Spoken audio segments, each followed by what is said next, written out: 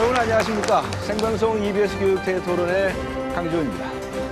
OECD 국가 중에서 우리나라 어린이 청소년들의 행복지수가 수년째 최하위를 기록하고 있습니다. 어린이 청소년들이 행복하지 못한 이유에는 대학 진학을 위한 입시 위주의 교육 때문인데요. 고등학교를 졸업한 후 바로 대학에 가지 않고 취업 후에 일을 하다가 진학을 할 수 있는 사회 분위기가 마련된다면 청소년들의 행복지수가 달라지지 않을까요? 2020년에는 학령 인구 감소로 대학이 정원을 채우지 못해서 재정난 등의 어려움이 예상되면서 대학이 위기에 직면한다고 합니다. 그래서 정부와 대학은 대학 교육 혁신을 통해서 위기를 기회로 만들고 그리고 나아가서 청소년들이 행복한 교육을 받을 수 있는 교육 개혁을 추진하고 있습니다. 오늘 생방송 EBS 교육대 토론에서는 황의여 사회부총리 겸 교육부 장관과 함께 현 정부가 추진하고 있는 교육개혁 중에서 대학 구조개혁에 대해서 중점적으로 토론해 보겠습니다.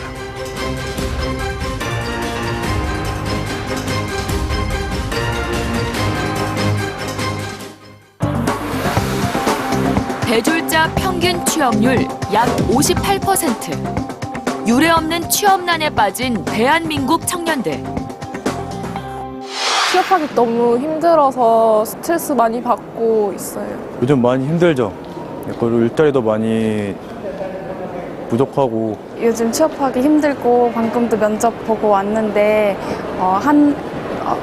면접 전형이 뭐 세네 번을 지나가니까 그런 게 굉장히 힘든 것 같습니다. 대기업은 들어가기 너무 힘들고 그래서 좀 제가 원하는 데를 가려고 노력은 하는데 자꾸 그게 때때로 안 돼서 계속 뭔가 졸업도 미뤄야 되나 이런 생각도 하고 있고. 청년들은 일자리가 없다고 아우성인데 중소기업에서는 인력이 부족하다고 난리입니다. 이와 같은 사회 문제에 가장 민감하게 반응하는 곳이 바로 대학인데요. 저출산 고령화로 학령 인구가 점차 줄어들고 재정난이 심화되면서 고등교육을 대표하는 학문기관이었던 대학은 위기의식을 느낄 수밖에 없었습니다.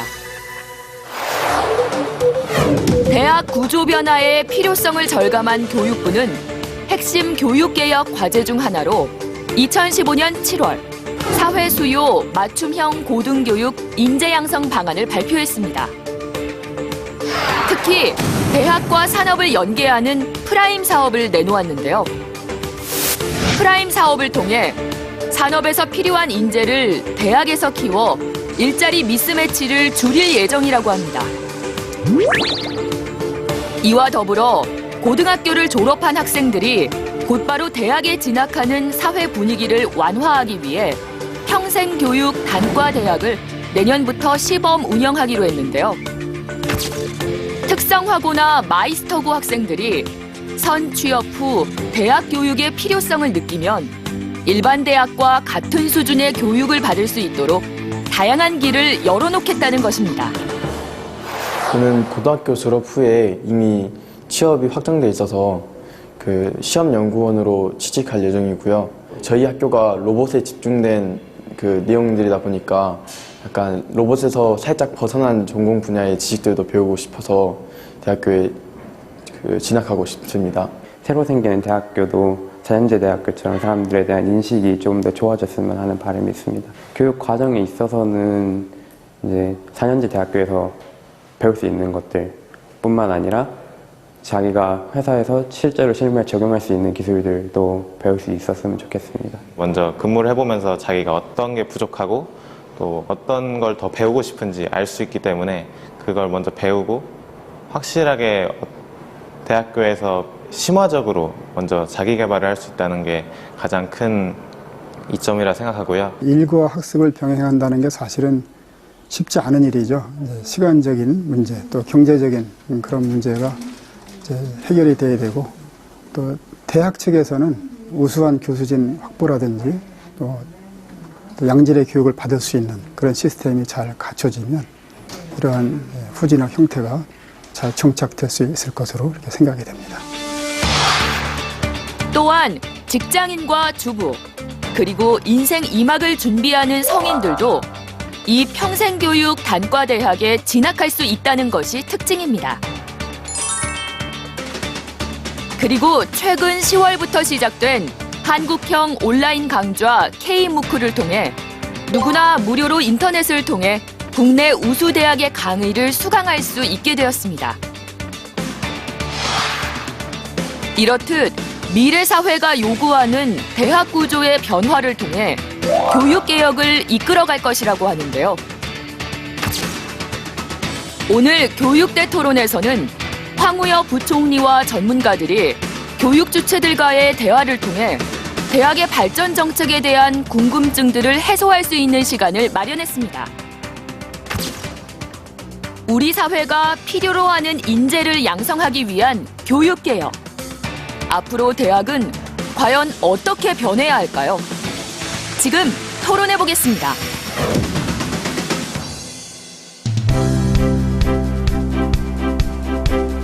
네, 오늘 함께 토론해 주실 분 소개해드리겠습니다. 오늘은 특별히 교육계획을 이끌고 계신 수장이시죠. 황우여 사회부총리 겸 교육부 장관님 나오셨습니다. 안녕하세요. 반갑습니다. 네. 그리고 위기의 대학이 기회의 대학으로 전환할 수 있는 방법들을 연구하고 대안을 찾고 계시는 분이죠. 서울과학기술대학교의 남곤근 교수님 나오셨습니다. 고맙습니다. 네. 그리고 수요 맞춤형 대학 교육에 대해서 여러 가지 변화를 시도하고 계신 분입니다. 가톨릭대학교 김용승 부총장님 나오셨습니다. 고맙습니다. 네. 그리고 오늘 방청석에는 대학 교육에 관심이 많으신 분들께서 참여해 주셨습니다. 여러분 고맙습니다. 잠시 후에 방청객 여러분들의 의견을 반영하는 시간을 마련하도록 하겠습니다. 그리고 시청자 여러분께서도 방송에 참여하실 수 있습니다. 교육 정책을 책임지고 계신 분께서 나오셨으니까요. 많은 의견을 보내주시기 바랍니다. 생방송 EBS 교육대 토론 홈페이지 들어오셔서 게시판에 의견을 남겨주시면 반영하도록 하겠습니다. 많이 참여해 주시기 바랍니다. 네, 오늘 사회부총리님께서 저희 프로그램에 매달 나오셔야 되는데 오늘 이제 처음으로 나오셨습니다. 나오셔서 고맙고요. 지금 여러 가지 교육개혁을 추진하고 계시지 않습니까? 네. 어떻게 생각하십니까? 포괄적으로 여쭤보겠는데 잘 되고 있습니까? 네, 어려움이 많지만 네. 그래도 사회 호응도 크고 또 대학이 굉장히 열성적이시기 때문에 네. 제가 볼 때는 굉장히 성공적으로 진행되고 있다 이렇게 생각합니다. 네, 그렇군요. 오늘 이제 대학 교육 개혁 쪽에 이제 중점을 두어서 토론을 하고자 하는데 이렇게 대학이 변화하면 초등학교, 중학교, 대학, 고등학교 이런 이 교육기의 개혁에 영향이 좀 줄 거라고 보십니까? 어떻게 보시나요? 두 분께서는. 네, 저는 남곤근 교수님. 반드시 그렇게 되리라고 봅니다. 우리나라의 초등학교, 중고등학교의 교육의 가장 큰 목표가 되다시피 하는 것이 대학에 들어가는 것인데 대학이 바뀌지 않고서는 초등학교, 중고등학교 교육이 바뀔 수가 없는 것이 현실입니다. 그렇기 때문에 대학 교육의 변화가 있으면 반드시 초등학교, 중고등학교 교육도 변화하리라고 믿고 있습니다. 네, 대학의 변화인데 그동안에는 입시 제도를 조금씩 바꾸는 걸 가지고 해결하려고 그러는데 보다 아주 근본적인 변화를 시도하는 것 같은데 김용승 부총장님께서는 어떻게 보십니까? 예, 우리 이번에 교육개혁 6대 과제가 초중등 교육뿐만이 아니라 대학 교육을 전반적으로 포괄하고 있습니다. 네. 대학 교육에서는 사회 맞춤형 인재 양성을 목표로 해서 다양한 정책을 제시하고 있고 초중등에서는 자유학기제라든지 그다음에 공교육 정상화라든지 지방 교육 재정 개혁이라든지 또 일학습 병행 그리고 선취업 후 진학 이 부문이 모두 다 사실은 초중등 교육에 관련이 되는 부문이라 이번 교육개혁은 대학 교육도 포함이 되지만은 사실은 그 기반에는 초중등 교육의 개혁에도 많은 노력을 기울이고 있다라고 판단하시면 좋을 것 같습니다. 교육 전반에 영향을 미칠 거다 이런 말씀이시네요. 황우여 부총리께서 좀 설명을 좀 해주셔야 되겠습니다. 대학 교육의 혁신 여기 이제 지금 중점적으로 매진을 하고 계시는데 특별히 이렇게 대학의 변화를 강조하시는 이유가 있습니까? 네, 대학이 지금 겪고 있는 상황이 예전 같지 않고 지금 아주 참 무서운 속도로 바뀌고 있거든요. 우선 IT 세계가 돼갖고 이제는 교육 자체가 IT화 하지 않으면 안 됩니다. 스마트폰 다 가지고 있고 모든 사람들이 이제 온라인 시스템으로 바뀌어서 그래서 우리가 K-무크라는 것을 지금 한국에서도 널리 열려고 하고 있고요. 뿐만 아니라 사회 수요하고 대학 교육과 맞지가 않는 거예요. 그 대학에서 배우는 것이 사회에 나가서는 한 50%밖에 쓰이지가 않아요. 네. 그러니까 제대로 공부했다라고 그러는 학생들 숫자가 내가 대학에서 배운 것이 사회에 나가보니까 맞더라. 50%밖에 안 돼요.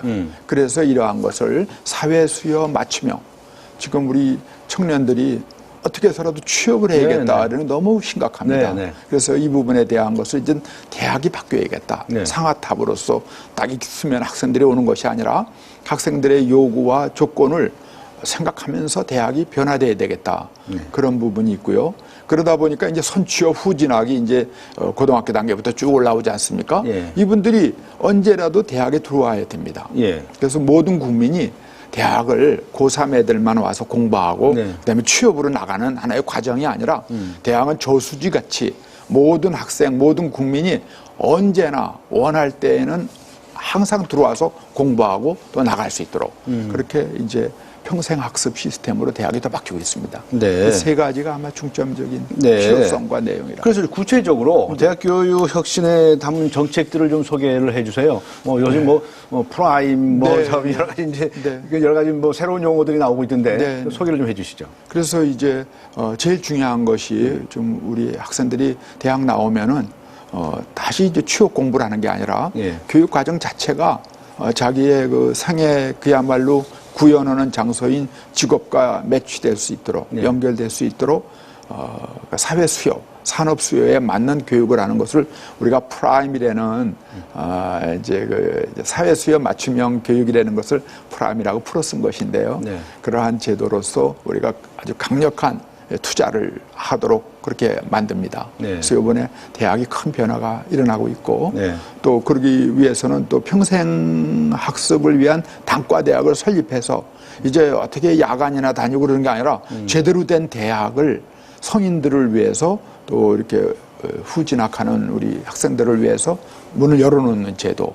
그다음에 집에서 아주 유명한 강좌, 교수님들의 강의를 언제든지 자기가 원할 땐 들을 수 있도록. 그래서 결국 플립드 러닝이라고 다시 이제 어떻게 보면 뒤바뀌었다고 할까요? 앞뒤가 달라지는 교육으로 지금 성큼성큼 들어가는 것이죠. 네.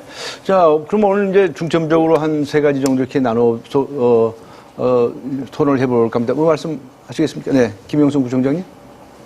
예, 부총리께서 잘 말씀을 해 주셨는데, 사실은 대학의 변화가 가장 시급한 부분입니다. 잠깐 언급은 하셨습니다만, 그 사회 수요 맞춤형의 경우를 양적인 측면과 질적인 측면에서 우리가 찾아볼 수 있는데, 양적인 측면에서 본다면은 일단은 학문 분야별 공급 인력과 사회 수요가 불일치하기 때문에 실제적으로 우리 한국 경제의 발전에 큰 장애 요인이 되고 있고 또 학생들의 선호도의 경우도 대부분 대기업 취업을 원하는 게 71%에 해당이 됩니다. 그러다 보니까 대기업은 실제적으로 고용 인구가 10%도 채 되지 않는데 한정도 있죠.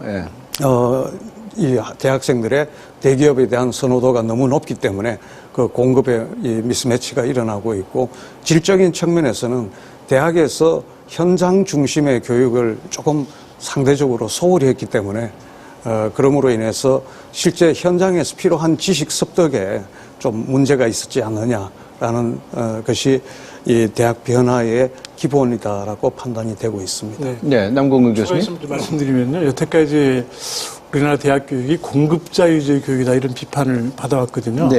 달리 말씀드리면 산업 현장에서 필요한 인력을 배출하는 게 아니라 대학의 이제 전통적인 학과가 변화하지 않고 그대로 그냥 쭉 인력을 배출하는 그런 비판이 있었고, 그렇기 때문에 현장에서는 어떤 조사에 의하면은 현장에 필요한 인력을 어떻게 충당하느냐라고 할 적에 71%가 자체에서 훈련한다.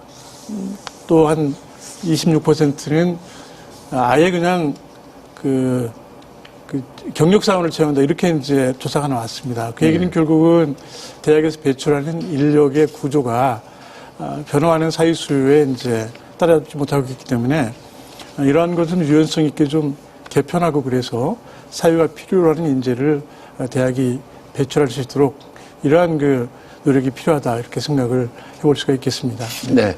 하여튼 이제 프라임 사업에 대해서 먼저 이야기를 하고요. 그 다음에 이제 평생교육 단과대학, 그다음에 K모 그렇게 이제 세 가지 주제를 나눠보고자 하는데요. 프라임 사업을 하게 되면 앞에 말씀하신 이렇게 무슨 미스매치라고 그러죠. 사회에서 수요하는 필요로 하는 인재하고 대학에서 양성하는 인재하고 미스매치가 해결될 수 있을까라고 생각을 해볼 수가 있는데 그렇게 해소될 수 있다고 생각하시는 거죠? 네, 그러기 위해서는 우선 정부가 책임을 지고 사회 수요가 어떠냐. 사회 수요 예측이 쉽지 않습니다. 네, 당장도 중요하지만 교육은 5년, 10년을 내다보고 하는 거 아니겠어요? 그렇기 때문에 우리 사회 수요, 또 이제 우리나라 수요만 봐서도 안 돼요. 세계의 수요가 어떻게 바뀌느냐. 지금 수학에 대한 요구가 굉장히 늘어나고 있거든요. 그러면 이러한 것을 다 정확하게 그 인력에 대한 인적 자원의 요구를 정확히 해서 제시해야 돼요. 그럼 대학과 함께 그것을 놓고 그러면 우리가 대학이 어떻게 개편돼야 되겠느냐. 학생들에게 어떤 내용의 교육을 얼마만큼 시켜야 되겠냐. 이런 것이 딱 자로재듯이 할 수는 없지만 그래도 어느 정도는 8, 90%는 맞춰 나가야 학생들이 마음을 놓고 공부하고 그다음에 취업을 하고 또 자기 인생을 개발하게 되죠. 그렇겠죠. 근데 혹시나 그렇게 되면 대학이라고 하는 게 이제 연구 기능도 대단히 중요한 분야인데 이거 뭐 아이들 뭐 취업 교육가 주대 뿌리는 거 아니냐 뭐 이런 또 지적도 있을 수가 있어요. 어떻게 답변하시겠습니까? 아주 중요한 질문이세요. 또 대학이라는 데가 연구하는 데가 중요한 거 아니겠어요? 사실은 연구 성과를 학생들한테 가르쳐 주는 것이니까요. 그리고 또 기초학문과 또 인문 그리고 사회계열 이런 데도 굉장히 중요합니다. 당장은 이공계나 이렇게 현실에 적합한 학과가 지금 워낙 부족하죠. 그래서 그렇게 얘기하지만 그러나 예컨대 구글 같은 데서는요. 오히려 인문 학생들만 뽑으면 되는 거예요.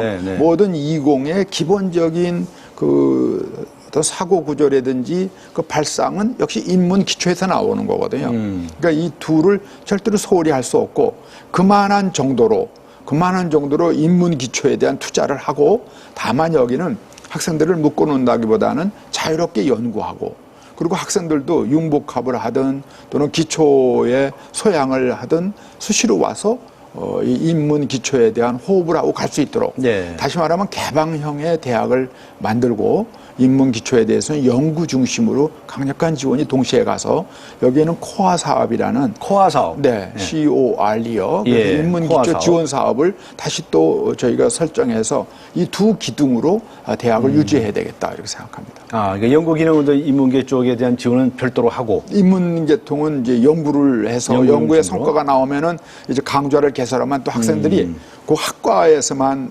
철학과만 오는 게 아니라 모든 학과에서 강의 들을 수 있고 또 이 철학과 모든 분야의 학문이 연계될 수 있도록 이러한 자유로운 열린 대학의 구조가 이제 필요하게 되죠. 어떻게 보십니까?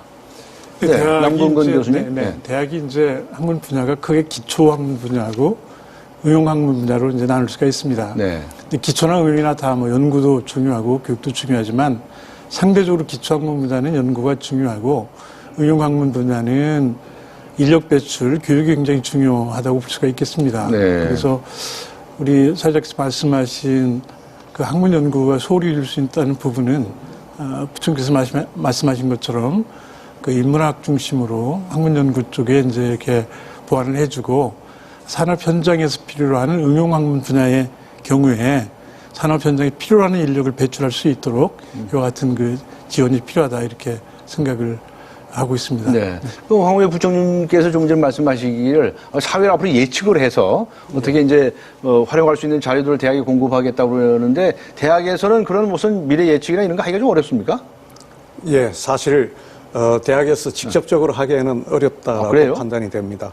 그래서 이번에 프라임 사업을 계기로 해서 기존의 중장기 인력 수급 전망을 정부 측에서 발표를 해봤는데 그 부분을 프라임 사업과 연결을 해서 좀 더 세분화해서 35개 학문 중분류로 다시 인력 수급 전망을 공개하는 거로 그렇게 전환을 했었습니다. 그렇게 될 때는 그 학문 분야별 인력 수요를 어느 정도 정확하게 예측할 수 있고 거기에 따라서 정원 조정이 이루어진다면은 양적 인력 공급의 미스매치는 어느 정도 해소될 수 있지 않을까라는 게 이제 정부의 생각이고 또 대학도 그렇게 생각을 하고 있습니다. 네. 사실 우리가 간단히 이야기를 하더라도 공학에 대해서는 인력 수요가 향후 10년간 굉장히 많이 필요합니다. 네. 그리고 또 인문 또 예체능 이런 부분에 대해서는 인력이 초과 공급되고 있기 때문에 네. 이런 조정을 통해야만 학생들에게 사회 진출 또 수준 높은 사회 진출을 도와줄 수 있지 않을까 하는 게 프라임 사업의 장점이고 그다음에 대학의 본질이 연구 기능이라는 거는 뭐 이미 19세기 초에 베를린 대학에서 연구 기능을 강조한 이후에 이미 주지의 사실이나 네. 교육부에서는 프라임 사업만 하는 게 아니라 프라임 사업과 또 에이스 사업, 링크 사업, BK 플러스 21 사업 이런 많은 사업을 하는데 프라임 사업은 그 인력 공급의 이 양적, 질적 미스매치와 교육 패러다임을 바꾸는 데 포커스를 두고 있고 연구 기능은 BK를 통해서 다시 보완을 다 하고 있습니다. 그래서 종합적으로 보면은 이 대학의 본질인 연구 기능을 무시하는 것은 아니다. 네. 이렇게 생각해 볼 수도 있을 것 같습니다. 그런데 가만히 이 얘기를 들어보니까 예. 일부 이 수요가 좀 적은 학과는 그런 거 폐쇄를 하거나 뭐 축소하거나 이런 사태가 발생할 것 같은데 그렇죠? 네? 이거 학교에서 그 소화가 잘 해낼 수 있다고 보십니까? 어떻게 보십니까? 이제 남궁근 교수님 지금 어떤 대책들을 가지고 쉽지 않은 문제이긴 합니다만 뭐 반말 같은 거 없어요? 네. 어떻든 간에 지금 아까 말씀하신 것처럼 앞으로 우리나라가 인력 수급 전망을 볼 적에 좀 부족한 분야로 나오고 있는 것이 바이오 의학이라든가 ICT라든가 신소재, 나노 환경기술, 로봇기술과 같은 분야가 좀 인력이 적게 공급될 것이다 이런 전망이 나오고 있기 때문에 이런 쪽을 좀 보충을 해야 되는 건 분명한 사실입니다. 네. 그런데 이제 말씀하신 것처럼 학과 간의 구조적 문제 이런 것들이 쉽지는 않은 문제이기 때문에 교수님들과 학생들의 불이익을 최소화하면서 또 충분히 설득을 해서 이렇게 나가야 되지 않을까 생각을 하고 있습니다. 네. 그 뭐 설득을 한다고 하시지만 쉽지 않을 것 같은 생각이 드는데요. 지금 교육부에서는 그런 대학 평가를 하지 않습니까? 그럼 결국 이제 프라임 사업을 시행하기 위해서 또 여러 가지 평가를 하실 것 같아요. 그렇죠? 네. 그 평가는 어떤 계획을 가지고 계십니까? 우선 이제 프라임 사업을 정부가 강행하는 것이 아니라 대학이 자율적으로 학생들이나 학교의 여러 가지 의견을 잘 수렴해서 우리 대학이 이렇게 바뀌어야 되겠다라는 것에 대한 구성원의 합의라고 그럴까? 대학의 자율적인 결정이 나야 되고요. 그것이 또 타당해야죠. 그리고 거기에 필요한 자금이 많이 소요될 거 아니겠어요? 그것은 필요한 부분에서는 정부가 적극 지원하려고. 다 감당하실 수 있습니까? 그래서 올해만 해도 2,300억 이상을 추가로 투입하는 거거든요. 그러면은 꽤 많은 대학들이 그런 혜택을 누릴 수 있을 것 같고요. 그런데 이제 그때의 평가에 대해서는 역시 과연 이 사업을 이 대학이 해나갈 수 있을까를 이제 검토하는데 거기에는 이제 구조의 그런 개혁의 필요성 그리고 또 현실적인 가능성 그리고 그 지속성 이렇게 세 가지를 봐서 그 대학이 충분히 그걸 해내서 이러한 국민의 예산을 써도 되겠다 할 때 저희가 지원하도록 그렇게 했습니다. 알겠습니다. 그럼 여기에서 이 프라임 사업과 관련해서 우리 방청객의 의견을 좀 들어보고자 하는데요. 학생 마이크 네네. 학생, 자기소개 좀 해주겠습니까? 네, 안녕하십니까. 인하대학교 프랑스 언어문화학과 1, 1학번 김선엽입니다. 네, 이 프라임 사업이라고 들어봤어요? 예, 알고 있습니다. 이미 프라임 사업 관련해서 저희 학교 내 학생들 자체의 간담회를 진행했었고요. 하지만 이제 그 교육부에서도 확실한 안이 아직까지 나오지 않은 상황이기 때문에 저희가 아직까지도 해답을 찾지 못하고 있는 상황이었습니다. 때문에 오늘 이 자리에 참가해서 교육부 관련 장관님과 함께 해답을 찾고자 참가하게 되었습니다. 그래요? 여기 이제 부총님이 나와 계시니까 질문을 해보세요. 어떤 점이 가장 궁금합니까? 프라임 사업이 진행되면 이제 구조조정도 같이 이제 수반이 되게 되는데요. 현재 인하대학교는 이제 인문계열 대상으로 한 구조조정이 진행이 예정되어 있습니다. 구조조정이 진행되면서 인문계열 학과들의 인원 감축이 또 수반되고 예정이 될 텐데요. 이러한 인원 감축이 된 이 학과 학생들에 대한 대책은 어느 정도가 마련되어 있고 어떤 대책이 마련되어 있는지 여쭙고 싶습니다. 네, 어떤 대책이 있느냐고 질문을 했습니다. 답변 주시죠. 네, 학생들로서는 심각하죠. 저희가 지금 학과 중심 아니겠어요. 그래서 몇십 명씩 학과가 단일해서 거기서 벗어나기가 어려운데 이제는 그것이 좀 이제 문을 열어서 학과 간에도 조금 여유가 있게 이렇게 해야 될 뿐만 아니라 또 학과가 이제 인원이 줄어들어가는데도 나오는데 기존에 입학한 학생들에 대해서는 기존에 여러 가지 예상했던 것을 다 보장해 주고 새로 들어오거나 새로 하는 제도에 적응할 그러한 합의가 되어 있는 범위 내에서 하는 것이고 그 부분에 대해서는 학생들의 요구라든지 학생들의 여러 가지 여건을 우선적으로 잘 보장 지원하는 대학에 저희들이 이걸 또 하려고. 그러니까 이건 교육부의 아주 일방적인 방침이 절대 아니고 학교와 학생과 이 사회가 정말 어울려서 학생들이 자기의 진로와 또 포부가 있을 거 아니겠어요? 그것을 잘 수용하도록 그렇게 하겠습니다. 네, 알겠습니다. 또 다른 학생, 마이크 잡아주시죠. 자기소개해 주시겠습니까? 네, 인하대학교 한국어문학과에서 한국어문학을 전공하고 있는 이지원이라고 오늘 질문하실 게 있어요? 어떤 질문하고 싶습니까? 네. 프라임 사업이 진행되려면요. 학교 본부랑 교직원이랑 학생 3주체 간의 합의가 전제되어야 한다고 알고 있는데요. 현재로서는 학생이 학교 본부에 자료 제출을 강제하거나 아니면 의사결정 과정에 참여할 수 있는 제도적인 장치가 굉장히 미비하거든요. 그래서 등록금 심의위원회 같이 학생이 학교 본부에 자료 제출을 요구할 수 있는 그런 권한이나 의사결정 과정에 참여할 수 있는 권한을 제도적으로 마련해 주실 수 있으십니까? 네, 뭐 학생들 할 말이 있을 거라는 얘기 있답니다. 네. 어떻게 답변해 주시겠습니다? 학생이 학교, 대학의 정책을 전적으로 좌지우지할 수는 없겠죠. 그러나 대학은 학생을 위하여 있는 곳이고 또 국가도 우리 학생들의 소망이나 또 그들이 가야 될 길에 대해서 결코 무시할 수가 없기 때문에 지금 말씀하신 대로 학생들이 충분히 그 점을 알아볼 수 있고 또 의견을 낼 수 있도록 그렇게 보장을 하겠습니다. 남궁근 교수님. 지금 뭐 프랑스어과 학생하고 궁극 학생 얘기를 했는데요.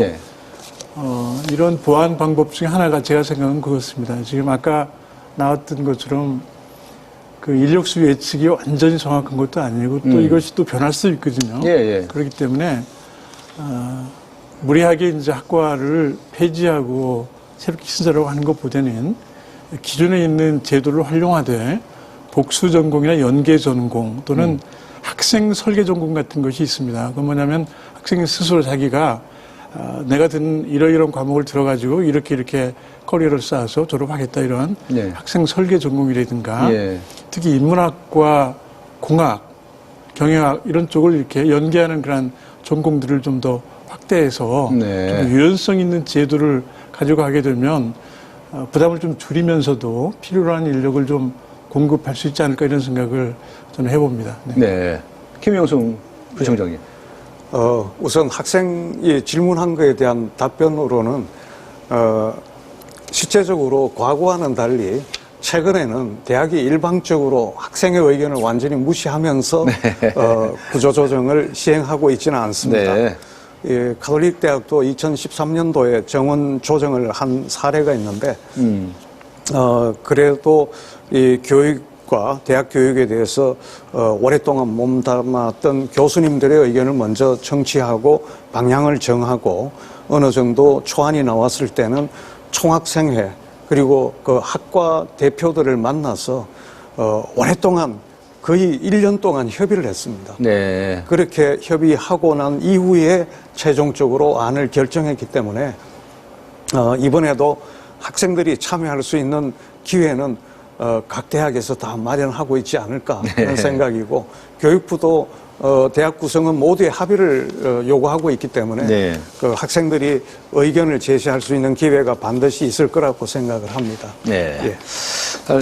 알겠습니다. 고맙습니다. 우리 학생들. 감사합니다. 자, 이번에 두 번째로 평생교육 단과대학에 관해서 좀 알아보도록 하겠습니다. 평생교육 단과대학이라는 게 이제 새로 만드신다는 거죠. 네. 그동안에 뭐 평생 교육원이라는 것도 있고 여러 가지 그래 있었는데 네. 그럼 어떻게 다른 건지 우선 설명을 먼저 해주시겠습니까, 황우여 부총리님? 네. 그동안은 이제 대학은 수능을 봐서 수능으로 상징되는 고3 학생들이 학업을 마치 나면 그 아주 프레시맨이죠. 그렇게 들어와서 이제 3, 4년을 대학에 있는 그런 과정이었는데 그러다 보니까요. 이 사회와 안 맞는 거예요. 그리고 지금 고3 학생들만은 뭐 무서운 속도로 학생 수가 줄어들어갑니다. 그리고 이렇게 사회 수요에 안 맞으니까 각 많은 그 대학 바깥에서의 예컨대 폴리텍 같이요. 많은 고등교육기관들이 더 설립이 되는 거예요. 그러니까 대학은 줄여야 되고 이렇게 되고 그리고 또 학생들은 지금 마이스터고 이제 내년부터는 또 대학 교육 시작하잖아요. 이러한 것을 다 수용하려면은 대학이라는 데가 이게 평생 교육기관으로 전환해야 되겠다. 그래서 성인이 되더라도 평생 교육 과정에서 필요할 때에는 언제든지 들어와서 대학생이 될 수 있도록 문을 열자라는 것이 평생 교육 단과대학을 아주 정식 단과대학을 캠퍼스를 만들어주는 거죠. 네. 대학교 측의 반응들은 좀 어떤가요? 네, 남궁근 교수님. 네, 대학교 입장에서는 평생교육을 여태까지는 평생교육원에서 이렇게 해왔는데요. 굉장히 잘 되는 학교도 있고 그렇지 않은 학교도 있습니다만 기본적으로 학위를 주는 것이 아니라 뭐 학점을 주는 학점 은행제랑 연계해서 하거나 아니면 비학위 과정으로 이렇게 해왔던 것이 여태까지의 과정이고요. 지금 교육부에서 평생교육 단과대학을 따로 제도적으로 만들어서 거기에서 정식 학위를 줄 수 있는 그러한 단과대학을 하나 신설할 수 있겠다라는 건 굉장한 제도적인 보완책이라고 생각하고요. 사실은 우리보다 고령화 차이가 먼저 왔던 선진국가, 유럽 국가에서는 오래전부터 대학이 이런 평생교육의 관점에서 재직자, 성인들 대상으로 해서 학위를 주는 그러한 제도를 운영하고 있었습니다. 그래서 굉장히 진일보한 제도라고 생각합니다. 네. 김영순 부총장님. 예. 방금 우리 남궁건 전 총장님께서 말씀하셨다시피 실제적으로 대학에서 그 평생 교육을 원하는 대상자들을 지금 우리 선취업 후 진학자의 경우에는 일반 학생과 같이 교육을 시켰고 그다음에 성인 학습자에 대해서는 평생 교육원을 통해서 강의를 해온 것은 사실입니다.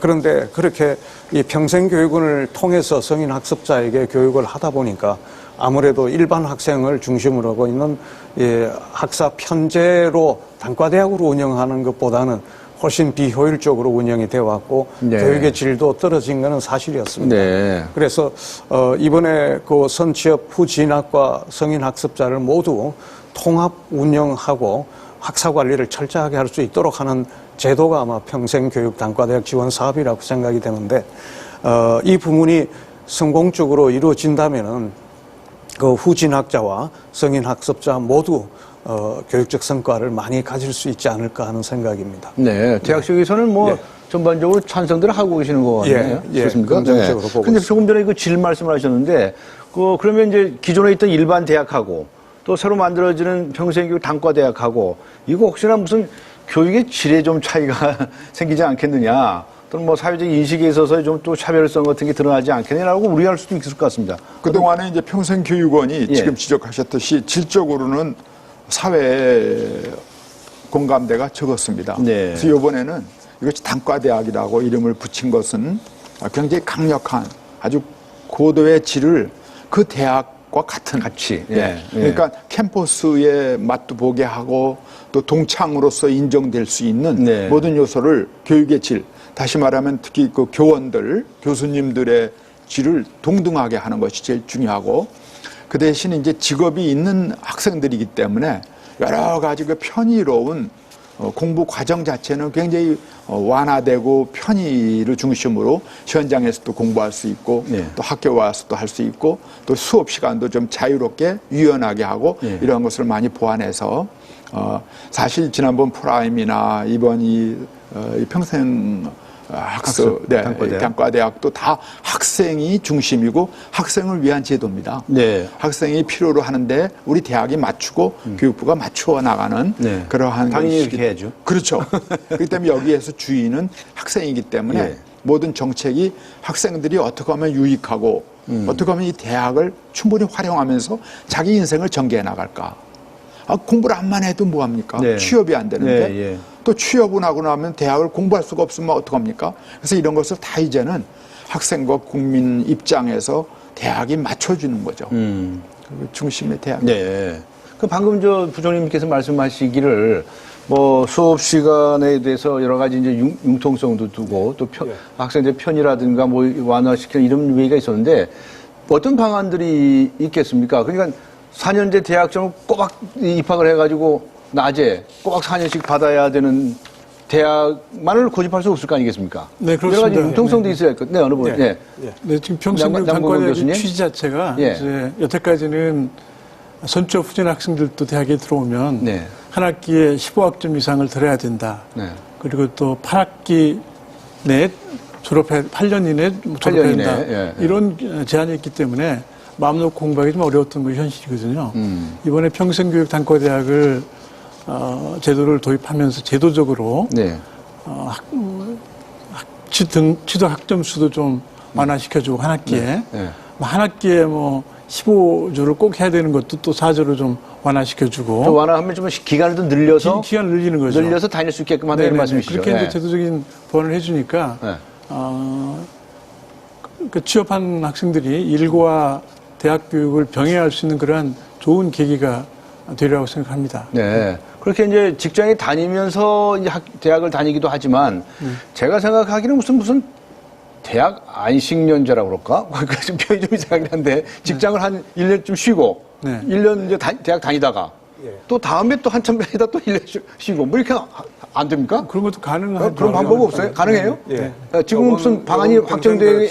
단과대학 지원 사업에도 김영성 부총장님? 예, 집중 이수제라는 제도를 도입을 하고 있습니다. 네. 그래서 뭐 예를 들어서 1년 동안 수업을 좀 제대로 듣겠다라고 할 때는 집중적으로 수업을 들을 수 있고 다만 직장과 이 학업을 병행을 할 때 나타날 수 있는 문제점을 완화하기 위해서 일주일에 4시간만 해도 예, 학기를 마칠 수 있도록 수업을 들을 수 있도록 하는 제도로 완화한 것이지 본인의 선택의 폭을 굉장히 넓혀놨습니다. 그래서 아마 그 후진학자들은 앞으로는 많은 도움이 되고 또 아까도 잠깐 이렇게 언급됐던 부분인데 그 후진학자들이 실제 현장에서 보면은 겪게 되는 현장 지식의 그 부족, 고등학교 때까지 배웠던 지식과 또 현장에서 더 높은 지식을 요구를 하게 될 때 그 차이점을 해결하기 위해서 대학에 진학하는 경우가 많습니다. 그래서 대학에서 고등학교 때 배운 지식보다 훨씬 더 고차원의 현장에 필요한 지식을 교육할 수 있도록 하는 게 이번 지원 사업에 다 포함이 되어 있습니다. 그래서 이론 중심에서 벗어나서 현장 중심의 교육이 가능하도록 만들고 있습니다. 그러니까 직장이 다니다 보면 야, 이 부분에서 더 알고 싶다. 더 배워야 되겠다. 욕구가 생길 거 아니겠어요? 그 욕구를 충족시켜 준다면 얼마나 좋을까 하는 생각을 하게 되는데요. 그렇습니다. 지금 아주 중요한 말씀하셨는데 현장이 외라 대학을 앞서는 경우가 많아요. 실현 시습기만 해도요. 대학은 예산 세워서 그걸 사가지고 현장에 오려면 2, 3년이 걸리는데 기업은 벌써 저만큼 가 있는 거예요. 그렇기 때문에 학생들이나 현장에서 필요로 하는 것을 대학이 현장과 이렇게 융합이 되어야만 가능합니다. 그래서 일학습도 이제 병행하고 현장 중심이 되어야 되고 또 학생들이 현장에서 할 때 즉각 이론적 배경을 또 대학에서 연구해내야 되고 하는 그러한 이제 현장과 대학의 융복합이 다시 이루어지면서 그 중심에 평생 학습 단과대학이 이제 아주 큰 역할을 할 겁니다. 지금 선취학 후 진학 그러니까 마이스터고 또는 그 특성화 고등학교를 졸업하고 바로 취업을 하는 친구들, 이 친구들이 3년 재직을 하면 대학에 시험도 없이 그냥 바로 들어갈 수 있는 재직자 특례 조항 같은 게 있지 않습니까? 근데 그런 제도하고 이번에 새로 도입하시겠다고 하는 평생학습 단과대학하고 어떤 연관이 있나요? 그래서 여기 이러한 이제 성인들을 대상으로 하는 평생학습 이쪽에서는 다시 수능을 봐라. 또 고3 이렇게 할 수가 없기 때문에 안 되죠. 독자적인 전형 방법을 또 강구하게 되고요. 그래서 그 질 관리를 하면서도 그러한 분의 연원 이렇게 되면 나중에는요. 고등학교 교육도 바뀌게 됩니다. 네. 그래서 이런 것이 이제 중요한 계기가 될 것이다 이렇게 생각합니다. 저같이 이렇게 뭐 청소년 문제를 연구해 온 사람은 만약 그런 것들이 그런 제도들이나 이 새로 시행하는 그 시도가 지금 자라는 청소년들 그럼 일찍부터 자기 적성을 찾아가지고 대학 갈 사람 대학 가고 직장 갈 사람 직장 가고 하는 이런 풍토를 만들어야 된다고 늘 주장을 해 왔거든요. 독일 같은 데서는 뭐 초등학교 4학년 끝내고 5학년 올라갈 때 김나지움하고 지구학교 가는 지구는 다 구분이 되고요. 뭐 적어도 중학교 졸업할 때까지는 다 그걸 정해야 될 거라고 보여지는데 우리는 그런 교육을 전혀 안 하고 있다시피 하잖아요. 아니에요. 네, 말씀하십시오. 예, 제가 브레이크를 걸겠습니다. 그래서 우리나라 아주 중요한 말씀하시는데 직업 선택의 그 방향을 중학교 때 잡습니다. 그 중학교 1학년 때 자유학기제라고 그래서 자유학기제가 도입된 거죠. 지금 말씀하신 것이 우리 교육에 이제 가야 될 아주 원형을 말씀하셔서 고등학교 되면 벌써 다양한 교육이 전개되고 대학 들어가면은 그것이 이론화하고 심화하는 것으로 해서 최종 목표가 우리가 지금 교육을 마치면 26살이 넘어가요. 결혼하면 어떻게 됩니까? 네, 다 만원이 되는 거죠. 그렇죠. 그래서 22살 이내로 결혼할 수 있도록 본인이 더 이제 공부하고 더 하는 것은 자유로되 기본적으로 국민으로서는 22살 이내에 학업을 일단 마치고 취업이 완성되더라고요. 목표를 삼아 놓는 것이죠. 그리고 결혼하고 나서 언제든지 다시 또 공부할 수 있죠.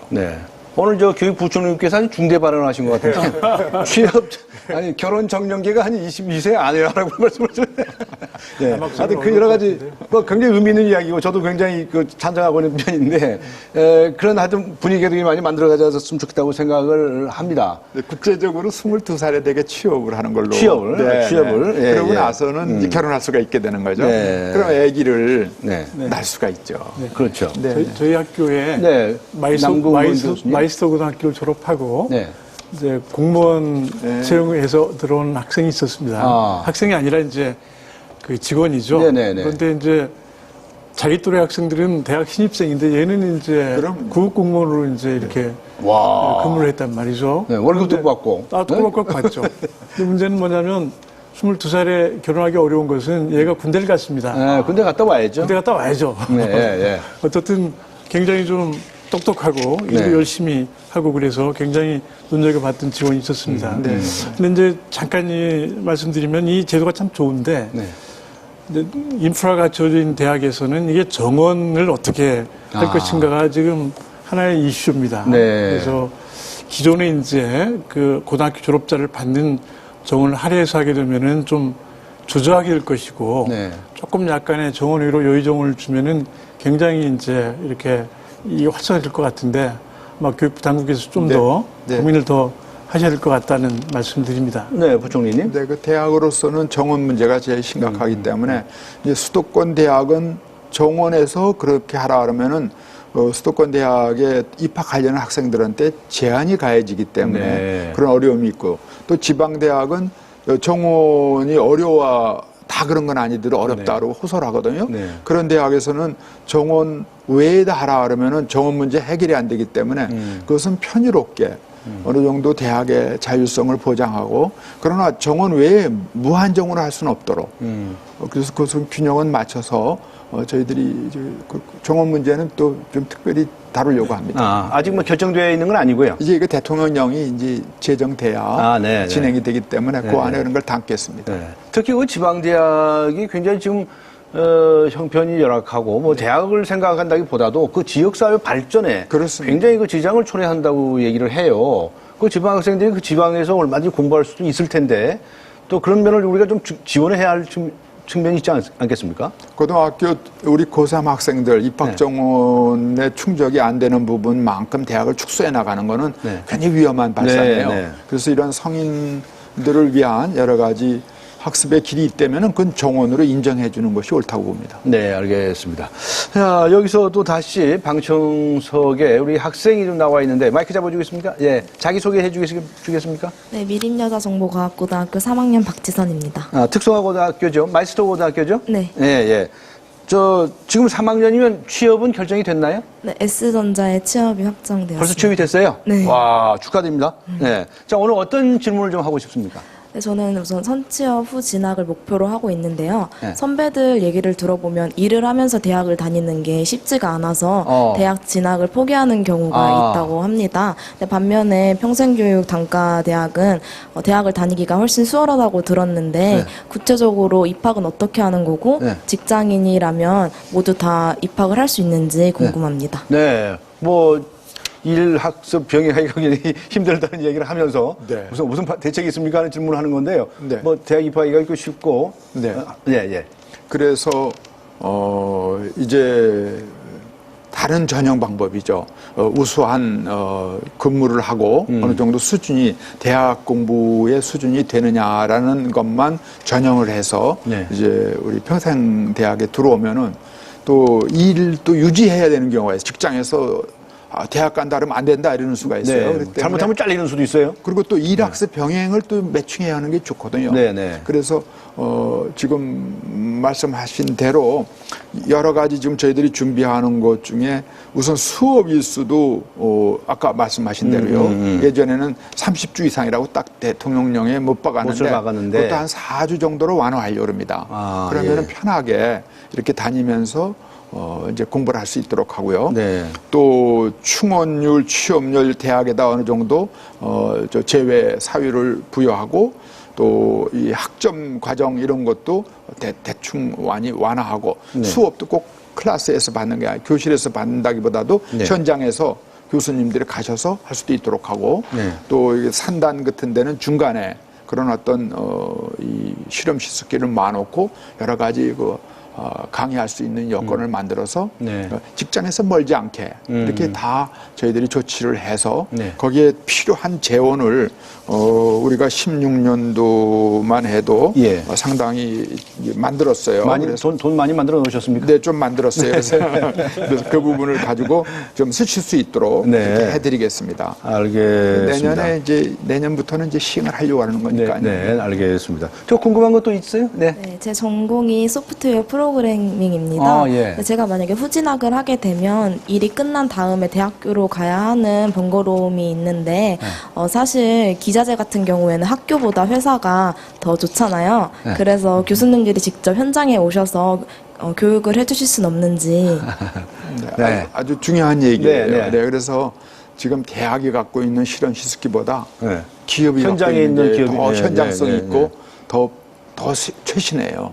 그러니까 교수님들도 현장을 아셔야 되고 현장의 필요성을 많이 요구하시거든요. 그렇기 때문에 현장에서 강의할 수 있는 제도를 만드는데 또 기업은 그렇게 강의 여건 공간이 적을 때에는 아까 말씀드린 대로 산단이면 산단에 모아서 그런 여건을 교육부가 만들어서 거기서 하실 수 있도록 하고 작년에 크진 않지만 예산을 짜서 내년에 한 300억 정도를 이쪽에다 투자를 하겠습니다. 뭐 대책을 좀 만들어 주신답니다. 반가운 소식입니다. 여기서 이 프로그램의 예고를 보고 시청자분께서 대학 교수로 계시는데 의견을 보내주셨습니다. 질문도 되는데요.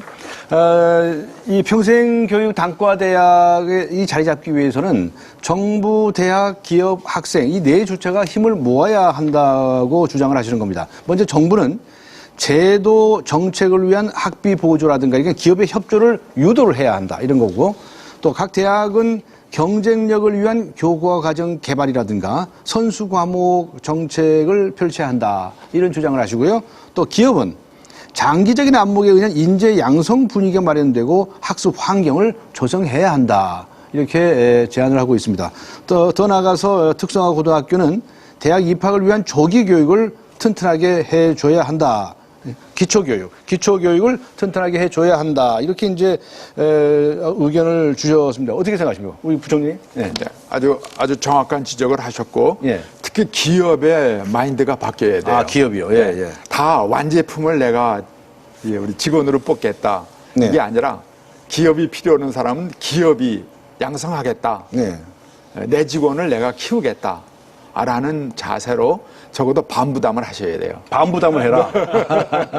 그게 훨씬 투자가 적습니다. 예. 나중에 전부 지금 재교육하고 계시거든요. 네. 그 1년, 2년에 수조 원을 넣어서 지금 재교육이 진행되는데 그것을 선투자를 하셔서 네네. 이제 대학과 함께 또 고등학교와 함께 이제 자기의 직권을 미리미리 입맛에 맞는 그러니까 맞춤형 교육, 입맛에 맞는 학생 직원 그리고 대학은 그러면 훨씬 효율적으로 되죠. 학생도 부담이 아주 훨씬 줄죠.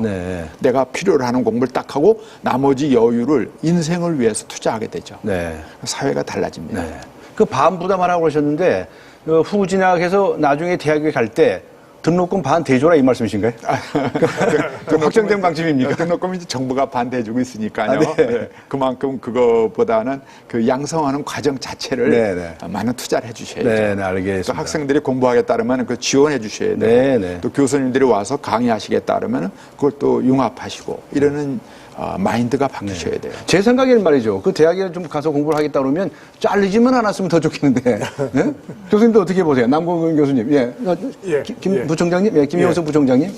실제적으로 그 교수님들께서 현장에 가서 수업할 수 있는 거는 방금 부총리께서도 말씀하셨지만은 강의실 문제라든지 실험 실습 기자재 문제 이런 부분들 때문에 쉽지는 않을 것 같습니다. 만약에 그런 교육 인프라가 갖춰져 있다면은 교수님도 가서 충분히 강의할 수 있지 않을까라는 생각을 하고 다행히 인프라가 구성이 되면 왜냐하면 실험 실습이나 또 아까 질문한 학생은 소프트웨어 프로그래밍을 이제 하고 싶어 하는 부분인데 그런 부분도 그 인프라가 다 있을 경우는 교수님이 가서 충분히 교육을 할 수 있지 않을까 하는 거고 지금 사실 교육부 지원 사업 중에 링크 사업이라고 있는데 그 링크 사업을 수행하고 있는 대학에서는 기본적으로 대학 교육은 꼭 대학 교수만 해야 되는 건 아니다라는 취지에서 현장 교육의 경우는 현장에 계시는 분들을 많이 활용하고 있습니다. 그거를 저희들은 이제 현장 교수, 코-프로페서라고 해서 활용을 하고 있는데 이미 그 북미나 이 외국 유럽에서도 많이 활용하고 있는 제도입니다. 그래서 실제적으로 그 현장에 이미 임원쯤 되시거나 혹은 뭐 고급 기술을 노하우를 충분히 가지고 있는 분이 그쪽에서 실습을 다 교육을 시키고 있습니다. 그리고 실습을 교육시키되 책임성을 강화시키기 위해서 아예 그 대학에 현장 교수로 임명을 해버립니다. 그러면 교육자로서 다시 책임감을 가질 수 있지 않을까 하는 건데 그 후진학자의 경우도 역시 그렇게 하면은 아까 말씀을 드렸던 그 현장 중심의 질 높은 교육을 하는 데 도움이 될 수 있지 않을까 하는 생각입니다. 남궁근 교수님. 교육부의 방침은 굉장히 전향적인 거거든요. 왜 그러냐면 현재까지는 현장 실습을 제외하고 일반 교수님이 밖에 나서 강의하는 것이 금지되어 있었습니다. 사실. 근데 언제부터 그렇게 전향적이 됐습니까, 교육부가? 그래서 인프라가 갖춰져 있을 경우에 밖에 나가서 강의하는 것도 학교는 인정을 하는 것 자체는 굉장한 제도의 진보입니다. 그렇군요. 그렇게 하지 않고는 우리 대학이 현장하고 거리감 때문에 가운데서 희생당하는 게 학생입니다. 그래서 현장과 대학이 이제는 하나의 일체감을 갖고 일학습 병행, 선취업 후진학의 이 체계를 빨리 갖춰야 학생들이 숨을 쉴 수가 있습니다. 그저 남궁근 교수님, 그 등록금 문제 이거 어떻게 했으면 좋겠다고 생각했어요? 생각이 있으신가요? 등록금 문제는 우리 부총리께서 말씀하셨다시피 정부에서 좀 보조를 해주는 게 있고요. 또 사실 근데 앞으로 많이 늘어나면 정부에서 다 감당할 수 있을까요? 근데 이제 재직자 같은 경우는 기존의 계약학과는 원래 그 기업체에서 50%를 부담하게 되어 있는 제도가 있었거든요. 이것을 거기랑 어떻게 연계시킬지 그건 잘 모르겠습니다만 현재까지 우리가 가지고 있는 제도는 이제 기업체에서 50%를 부담하게 되어 있는데 지금 제가 받은 안에 보면은 그 50% 중에서 30%는 뭐 현물이라든가 기자재로도 이렇게 총량할 수 있다 이렇게 되어 있어서 아마 기업체 부담을 조금 완화시키는 방향으로 정책을 수립한 것 같습니다. 그러니까 이 방송을 듣는 우리 이 학생들, 특히 고등학생 학생들이 야 좋다. 이제 나 대학교 안 간다. 나 취업 먼저 하겠다. 이런 생각을 갖는 친구들이 있을 거거든요. 네, 또 그것이 자기의 적성이 맞다고 한다면 정말 공부할 만한 일 아니겠습니까? 그럼 대학교 나중에 가겠다라고 하는데 그때 등록금도 어서 반부담해줘? 뭐 이렇게 생각을 하게 된다면 무척 기분이 좋아할 것 같은데 그건 좀 연구를 해보셔야 되겠네요. 구체적으로 어떻게 하는지. 그러니까 평생교육, 단과대학 이 경우에 어떻게 하는지. 그건 기업에 어느 정도 자율의 여지를 줘야 되기 때문에 이제 차차차차 해결할 문제고 어쨌든 기업으로서는요 아주 그 입맛에 맞는 학생들이 교육을 받아온다는 것 자체가 지금 시스템하고는 완전히 다른 굉장히 그 기업에게도 유익합니다. 그 더 나아가서 이런 걸 계기로 해서 초중고등학교에서 바로 이제 적성 찾기 교육을 좀 본격적으로 좀 이루어졌으면 좋겠는데 지금 이제 자유학기제가 이제 시행이 되기 하지 않았습니까? 그뿐만이 아니라 정말 적성 찾기 너무 어렵거든요.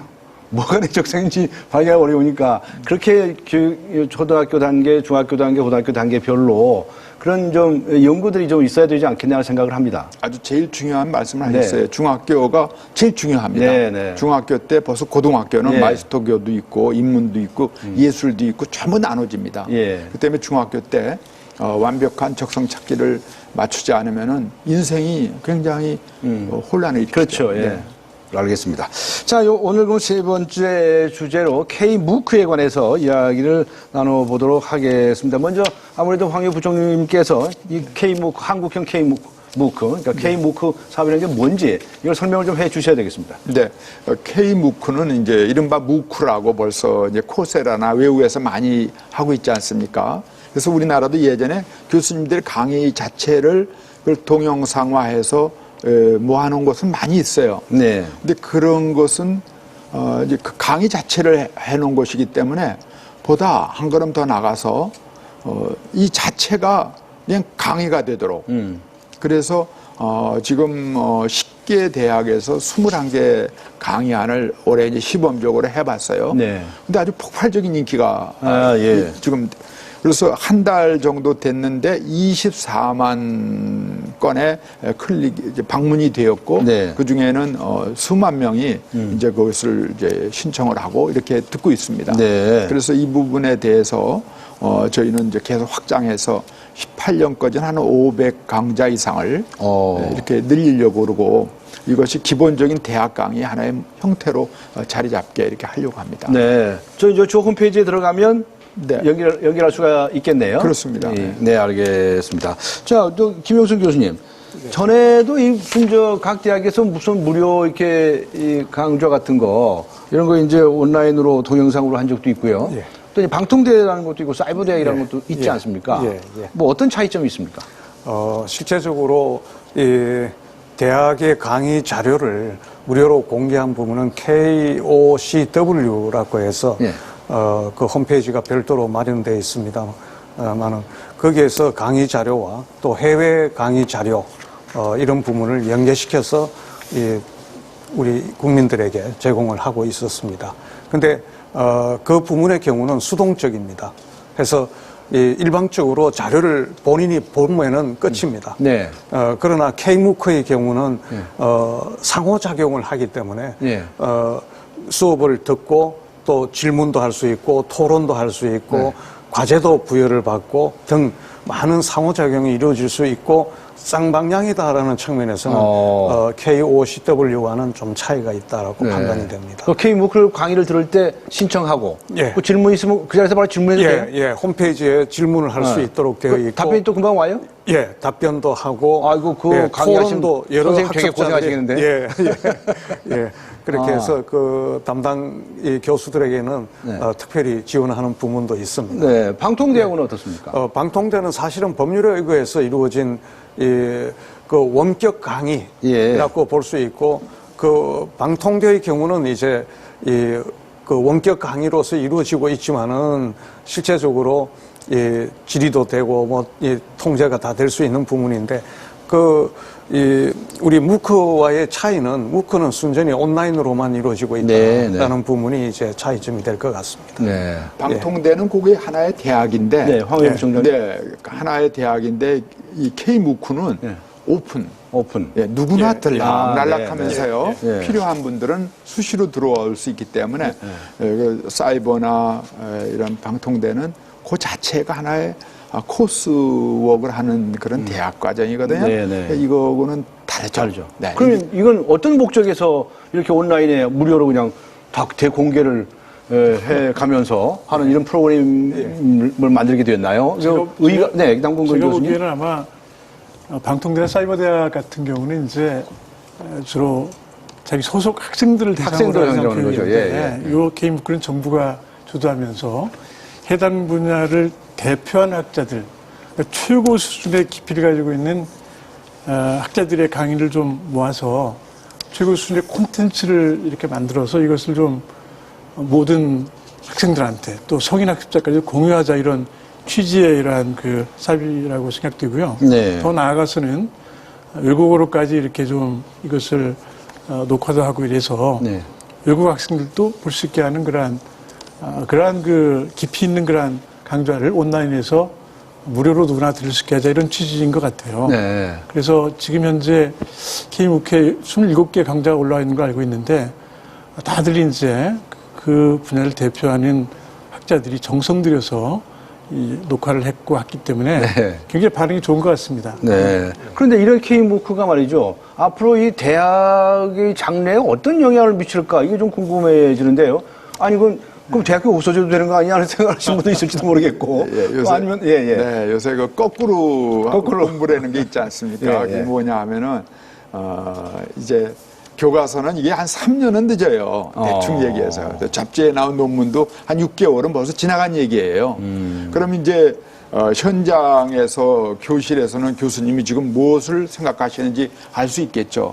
그러나 앞으로 이러한 이제 IT가 개발되면서 이것도 사전에 다 학생들이나 국민이 알 수 있게 하고 그럼 교실에서는 미래에 대한 토론과 질문을 중심으로 하는 교육이 이제 벌어지는 이 플립드 러닝의 이제 하나의 큰 흐름의 한 부분입니다. 이게 전 세계가 이렇게 흘러가기 때문에 우리나라도 거기에 한 축을 해서 우리나라 크게 봐서는 우리나라 국민만이 아니라 전 세계의 모든 사람들이 한국의 학문의 수준과 학문이 논의하는 것을 알게 하고 그래도 교수님을 만나서 다시 대학에서 토론하고 더 앞으로 그러니까 스타트가 달라진 거죠. 스타트 라인이 이제 쭉 앞으로 가는 거죠. 그러한 효과가 나올 겁니다. 이 K무크가 무슨 뭐 학점을 주거나 그런 건 아니죠? 네, 제가 부연 설명드리면요. 남궁근 교수님. 그 옛날에는 이제 교수님이 주입식으로 그냥 강의식 교육을 했었는데 요즘은 그게 아니라 동영상 강의를 집에서 보고 학교의 클래스에 와서는 토론도 하고 같이 이렇게 공동으로 숙제도 하고 이런 식으로 이제 교육 방식이 많이 바뀌고 있습니다. 이걸 이제 거꾸로 학습이다 이렇게 얘기를 하는데요.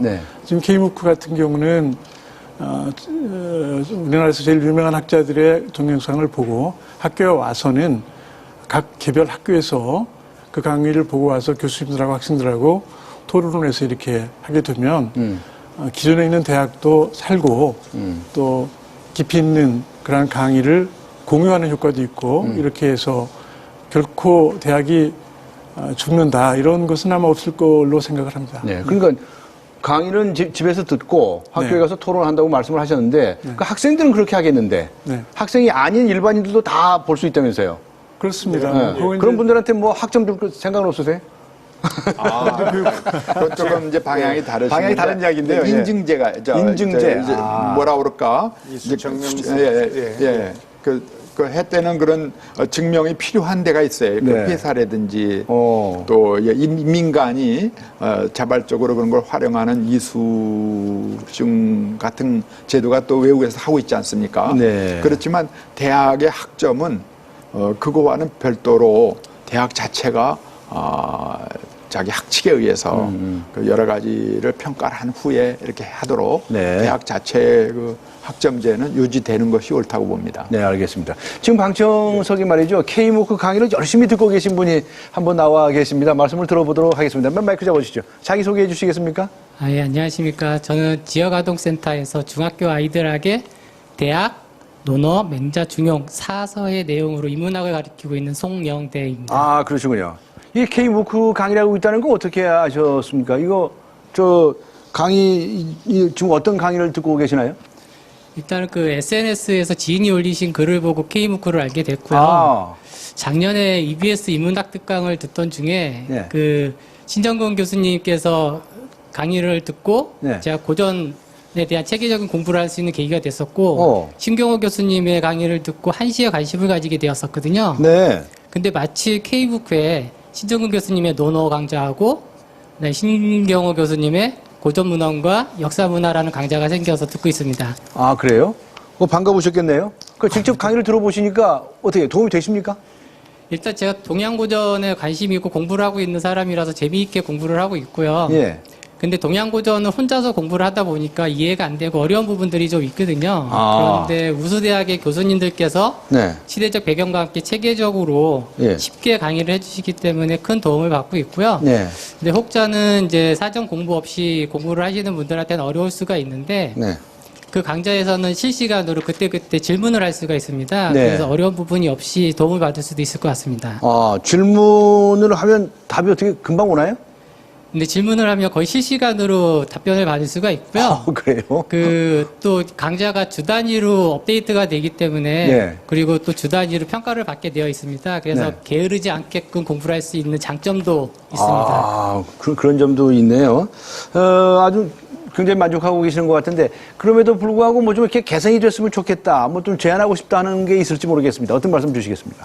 예, 지금 일단 시행 초기다 보니까 10개 대학에서 20여 개의 강좌만 개설이 네. 되어 있거든요. 예. 그렇다 보니까 이제 다양성이 떨어지고 있는데 다양성. 조금 더 세부적으로 나누어서 다양한 분야에 다양한 더 많이 강의가, 해달라? 예, 개설이 되었으면 좋겠는데 아까 부총장님께서 500여 개로 늘려주신다고 말씀을 예. 하셔서 기대를 하고 있고요. 네.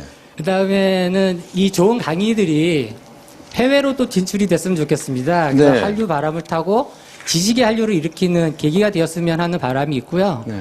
그다음에 유명 해외 교수님들의 강의를 자막 처리를 해서 외국어가 어려운 분들도 쉽게 K무크를 통해서 접할 수 있었으면 좋겠다라는 생각을 합니다. 네, 아주 뭐 그냥 우리나라 유명 강사를 외국에 알리고 또 이제 외국의 강사들도 들을 수 있게 해달라는 그런 뭐 큰 포부를 말씀해 주셨는데 근데 가능한 겁니까?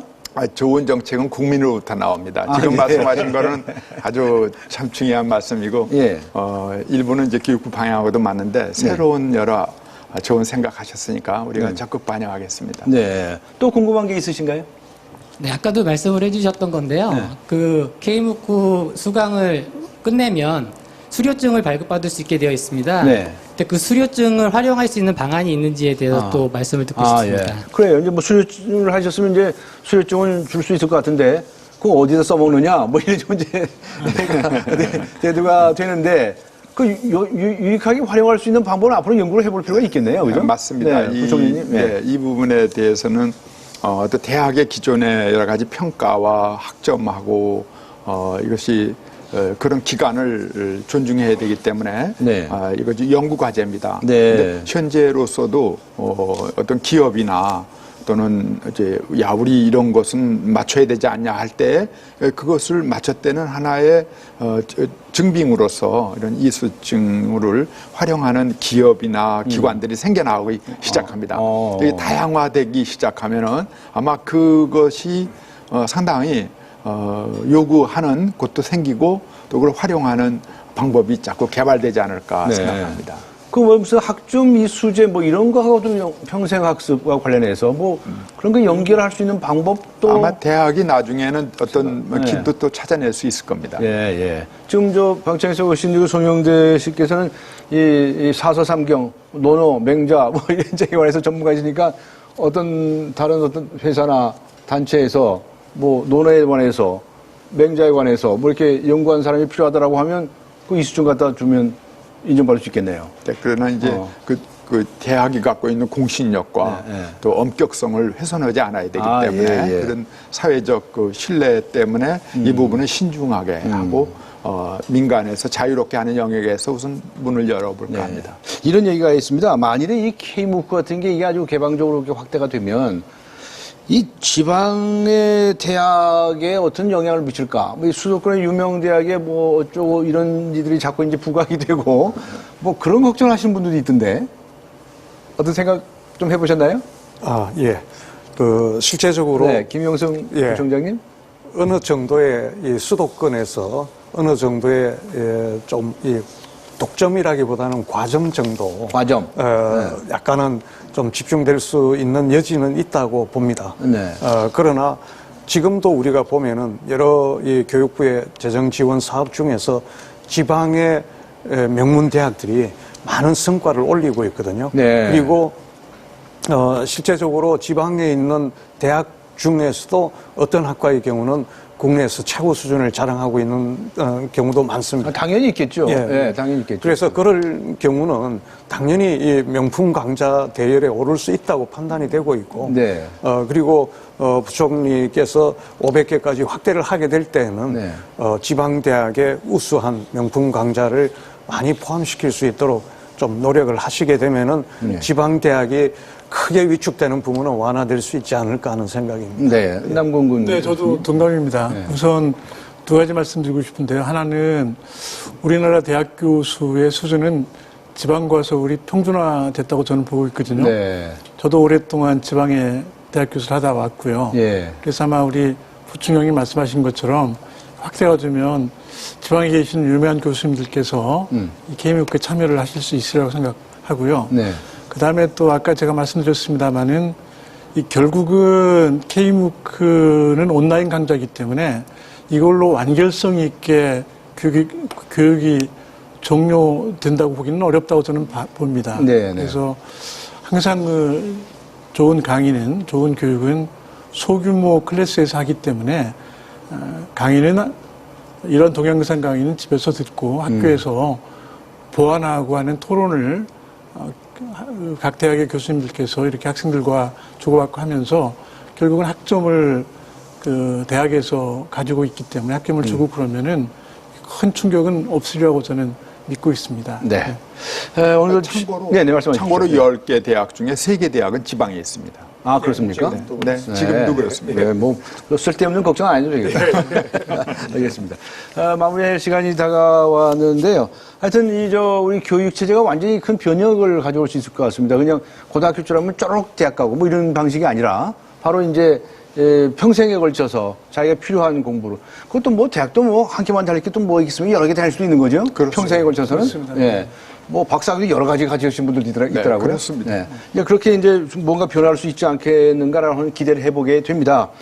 끝으로 이제 대학생은 물론이고요. 초중고등학생들이 행복해질 수 있는 교육은 과연 어떤 교육이라고 생각하시는지, 어떤 방향으로 교육이 가야 할 것인지에 관해서 우선 남궁 교수께서 말씀해 주시고 김용성 부총장님께서 말씀해 주시죠.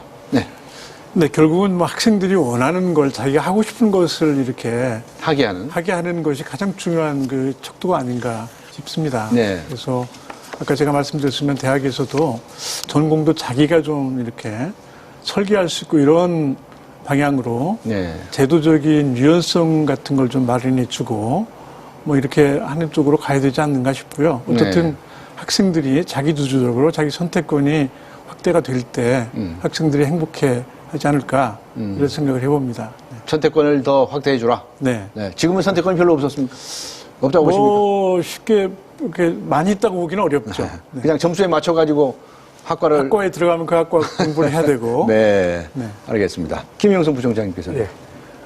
우선 기본적으로 학벌보다는 능력 중심의 사회로 진행이 되어야만 우리 교육도 같이 맞물려서 발전할 수 있지 않을까 하는 생각하고요.